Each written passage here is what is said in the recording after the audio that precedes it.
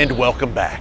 They were a very powerful people during the time of Jesus. They lived in southern Jordan, Arabia, and southern Israel. Yet the Nabateans are never mentioned in the Bible. Thankfully, our good friend Danny the Digger Herman is back to bring us the story of this mysterious and intriguing people. Take a look.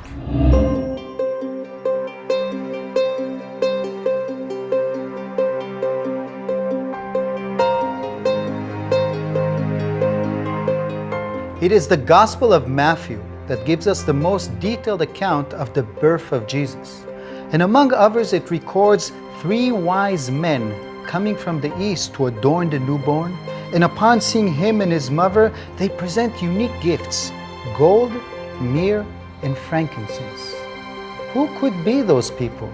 As an archaeologist studying this region for many years, the region of the Holy Land and its neighboring cultures, I am of the opinion that it could only be referring to one group of people, the Nabateans.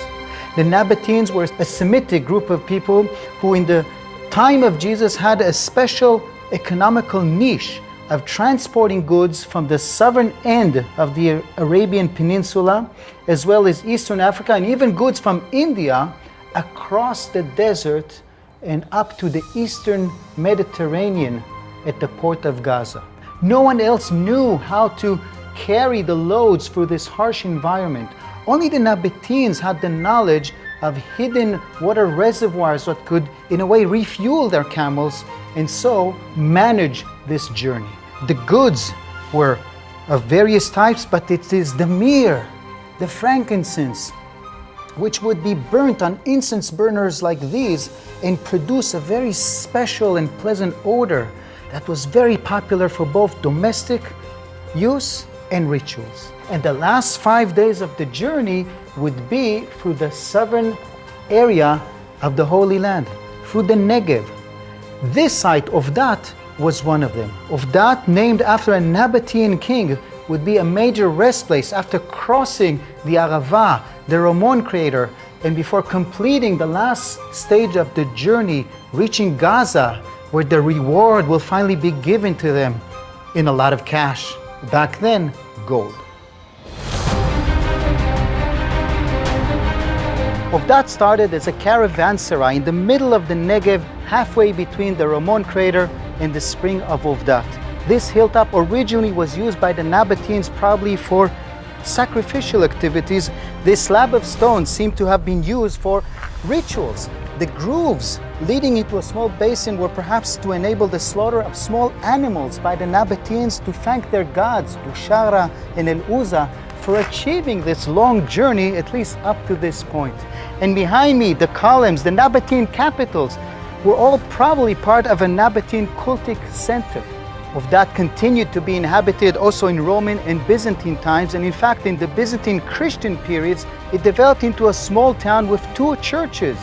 Let's take a look at one of them.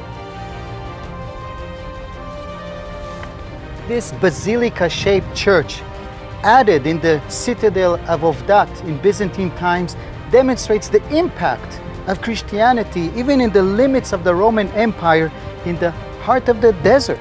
And yet, although we have a good document of the city center, the residential area of Ovdat, which reflects the daily life here in ancient times, is still waiting to be uncovered by a proper large-scale excavation. Who knows what might be hiding in those caves? Maybe even treasures left by the Nabateans. Treasures of myrrh, of frankincense, of gold might be waiting here to be uncovered, reflecting on this legendary wealth of the Nabateans.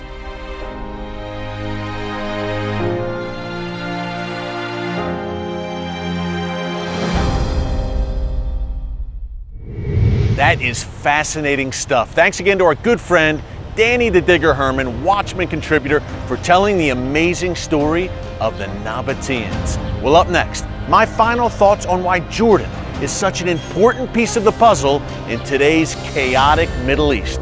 Stick around.